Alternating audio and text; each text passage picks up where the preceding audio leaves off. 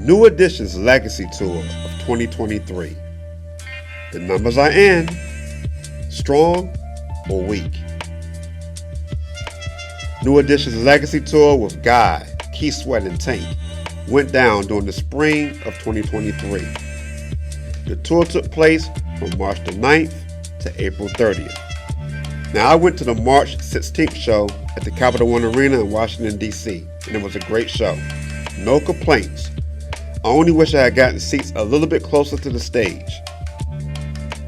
So, the concert data has been released by Pollstar. And over here at Soulful Charts, as you know, we got the receipts. So let's take a look at the numbers. How well did the tour do?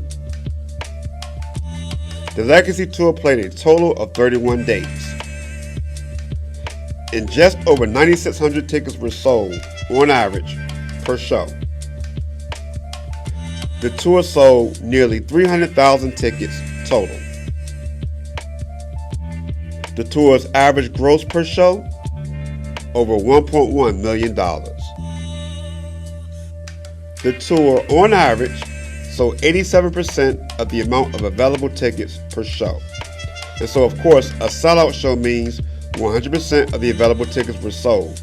So on average, an average capacity of 87% per venue on 31 dates is really good. Speaking of sellouts, the tour sold out 14 dates. That's about 45% of the total number of dates on the tour. And that's also a really good performance metric.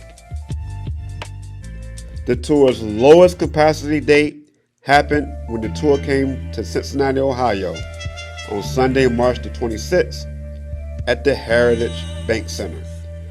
That show only sold just a little over half of the venue's available tickets. The tour's lowest gross receipts was the April 6th San Diego show at the Pechanga Arena. That show grossed over $600,000, about $500,000 less than the tour's average gross per show.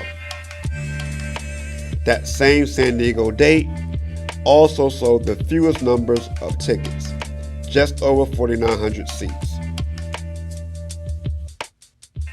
The March 23rd Chicago show at the United Center had the most butts in the seats, over 13,000 tickets sold. Now, here's the top 5 highest grossing dates from the tour. Number 5, April 22nd, the CFG Bank Arena in Baltimore, Maryland. That show grossed over $1.5 million. Number 4, March 30th, the State Farm Arena in the ATL, Atlanta, Georgia. This date grossed just about $59,000 more than the Baltimore show. Number 3, the March 10th show at the Spectrum Center in Charlotte, North Carolina.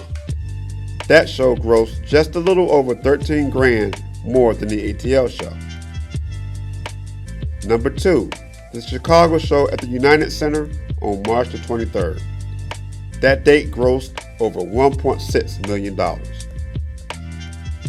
Now, the tour's April 8th date at the Kia Forum in Inglewood, California, basically the Los Angeles market, grossed nearly $1.8 million. It was the highest grossing show of the Legacy Tour. The Legacy Tour's hottest run was 4 consecutive sellout dates. From March the 30th to April the 2nd, the Legacy Tour had 4 straight sellouts in as many days. State Farm Arena in Atlanta, Smoothie King Arena in New Orleans, Toyota Center in Houston, Texas, and Dickies Arena in the Dallas, Texas market. During their hottest run, the Legacy Tour sold just under 37,000 tickets and grossed over $5.8 million. The Legacy Tour grossed a total of about $35.7 million. That's for all 31 days over a 7-week period. Now, I think that's pretty impressive. So from a fan's perspective, I really enjoyed the Legacy Tour, as far as the set list of each artist, as well as the quality of the performances. Some of my favorite R&B records of all time were made by these iconic artists. Based on the data, New Edition's The Legacy Tour was a successful classic R&B tour. The tour had an excellent lineup. New Edition, featuring their New Jack Swing brethren, Guy and Keith Sweat, as well as soulful support from female fan favorite Tank and his R&B Money co-host and manager, Jay Valentine. Soulful Charts, we got the receipts. Thanks for joining me. Peace.